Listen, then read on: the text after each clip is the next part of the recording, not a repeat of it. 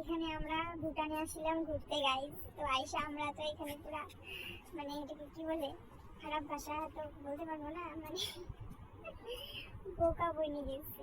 এত বৃষ্টি, এই যে কি অবস্থা, এই যে কুয়াশার মতন হয়ে আছে পাহাড়গুলো। ওই যে ছাতা নিয়ে দাঁড়ায় আছে, ভিজে একদম টুকটু পায়ে, যে এখানে একদম কুয়াশা, মানে কিছু না দেখা যায় না বললেই চলে পাহাড়টা। যাই হোক, আমি বৃষ্টি আসার আগে কটা মনের মতন ছবি টবি তুলছি, এর জন্য আর কি মনটা একটু হ্যাপি হ্যাপি আছে। কিন্তু বৃষ্টিটা খুব ভালো, সেই খুব সুন্দর একটা এক্সপিরিয়েন্স ছিল। কোনো দিন এর আগে এমন এক্সপিরিয়েন্স হয়নি। অনেকবার ভিজছে বৃষ্টিতে, কিন্তু এভাবে ঘুরতে এসে বৃষ্টিতে ভেজার মজা আলাদা না? কি সুন্দর না ভিউটা? কিন্তু বৃষ্টি ভেজা,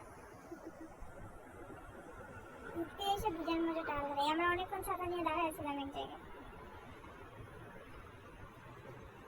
যখন কন্টিনিউ পুরো বৃষ্টি পড়তেছিল, তো তখন আমরা দুইজন ছাতা নিয়ে দাঁড়ায় মুখা ভিজলাম। এবার বৃষ্টিও কমে গেল, তখন আমরা দেখলাম যে এই যে ঘরটা, এখানে একটা ঘর আছে, এখানে দাঁড়ানো যাবে। তো তখন মোটামুটি বৃষ্টি কমে গেছে, তখন এসে আমরা এখানে দাঁড়াইছি।